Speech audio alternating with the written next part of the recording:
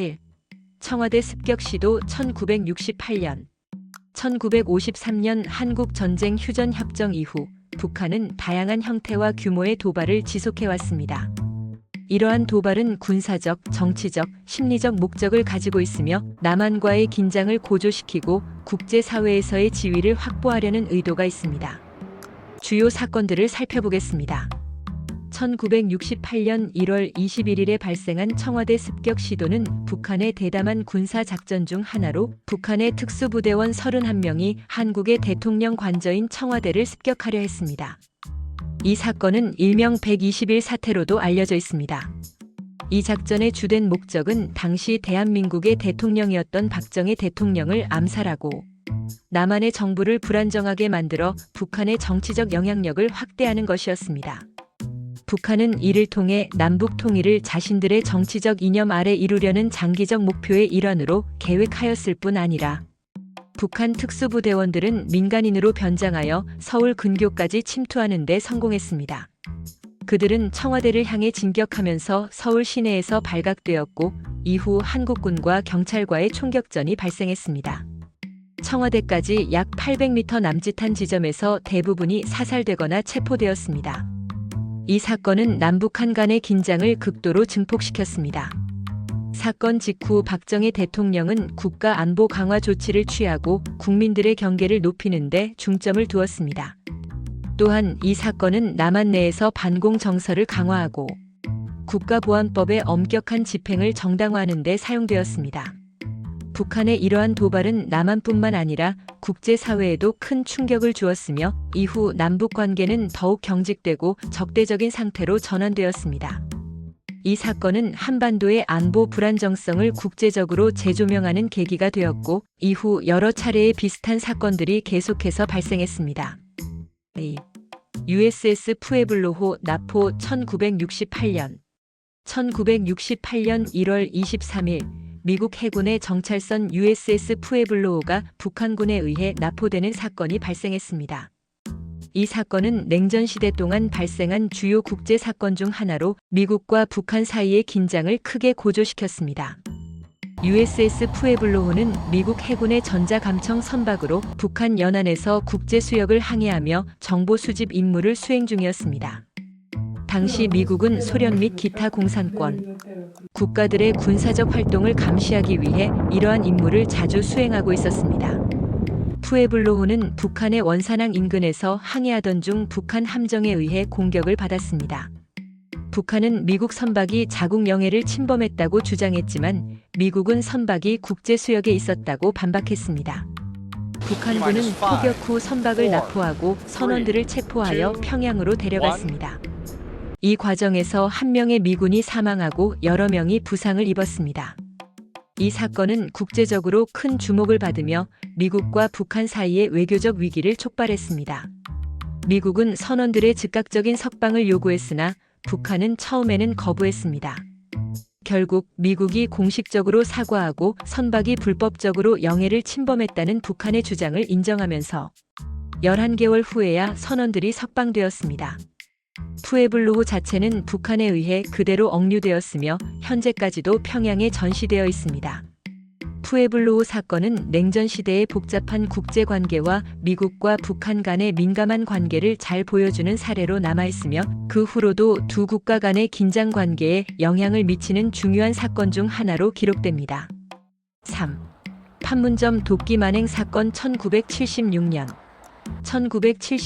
8월 18일 판문점에서 발생한 도끼 만행 사건 또는 판문점 도끼 사건은 남북한 관계에 큰 충격을 준 국제적인 사건으로 2명의 미군 장교가 북한군에 의해 사망하는 사건이었습니다. 이 사건은 판문점 공동경비구역 조인트 시큐리티 에리어 JSA 내의 소위 버드나무를 중심으로 발생했습니다. 이 나무가 유엔군 사령부 측에서 볼 때 시야를 가리고 있었기 때문에 유엔군은 나무 가지치기 작업을 계획했습니다. 작업 당일 미군 장교들과 한국군 병사들은 나무 가지치기 작업을 수행하기 위해 해당 지역에 도착했습니다. 작업이 시작되자 북한군 병사들이 접근하면서 작업 중단을 요구했습니다. 갑자기 북한군 병사들은 도끼와 기타 공구를 사용해 미군 장교들을 공격하기 시작했습니다.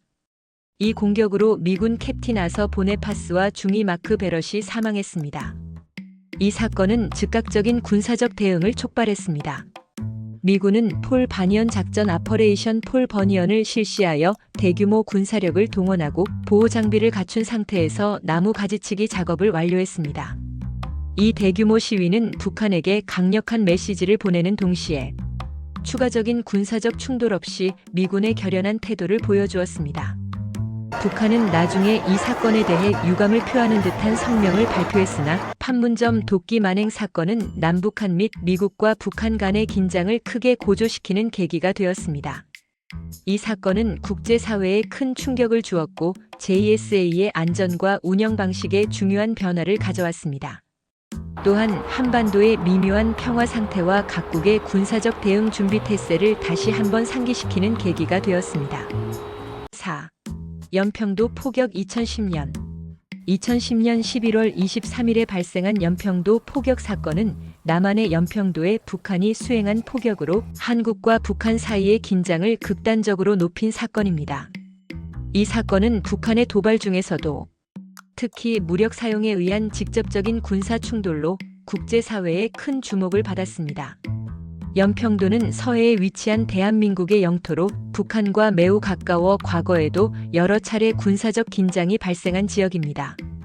2010년 당시 한반도 주변에서는 남북 관계가 이미 긴장된 상태였고 북한은 그해 3월 천안함을 침몰시키는 등의 군사적 도발을 이어가고 있었습니다. 북한은 오후 2시 34분경 연평도에 포격을 시작하여 약 170여 발의 포탄을 발사했습니다. 이 포격은 연평도의 군시설뿐만 아니라 민간 지역에도 막대한 피해를 입혔습니다. 대한민국 해병대는 즉각 반격에 나서 북한의 포병 위치를 타격했습니다. 이 포격으로 인해 남한 측에서는 2명의 해병대원이 사망하고 16명의 군인 및 민간인이 부상을 입었습니다. 또한 수십 채의 주택이 파괴되고 큰 물질적 손실이 발생했습니다. 연평도 포격 사건은 남한 내에서 큰 충격과 분노를 일으켰으며 한국 정부는 국제사회에 북한의 도발을 강력히 비난하고 강력한 대응 조치를 취할 것을 요구했습니다. 국제사회 역시 북한의 행위를 비판하며 유엔 안전보장이사회가 북한을 규탄하는 성명을 발표했습니다. 이 사건은 남북한 간의 긴장을 한층 더 고조시키며 이후 남한의 국방태세 강화 및 군사적 경계를 더욱 철저히 하는 계기가 되었습니다.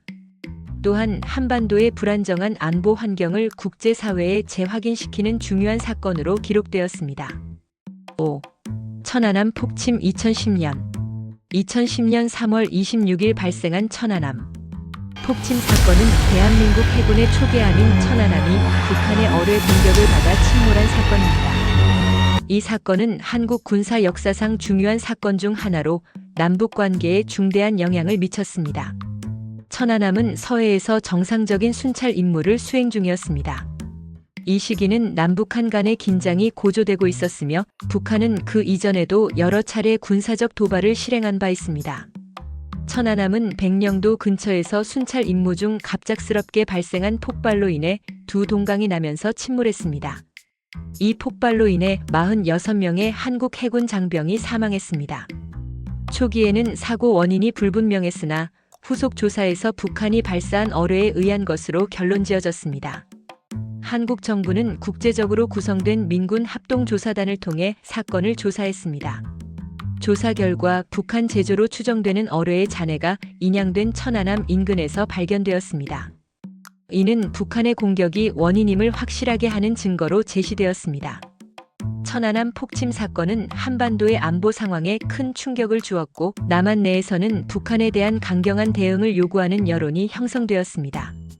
한국 정부는 이 사건을 계기로 서해 지역에서의 군사적 경계를 대폭 강화하고 국제사회에 북한에 대한 추가 제재를 요구했습니다.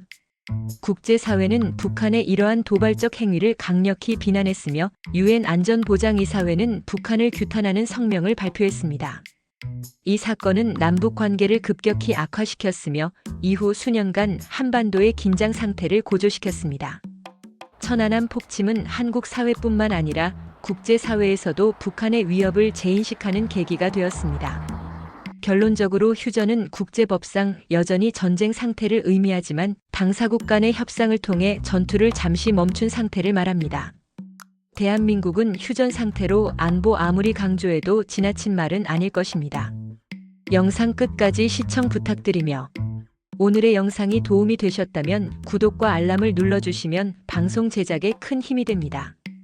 감사합니다.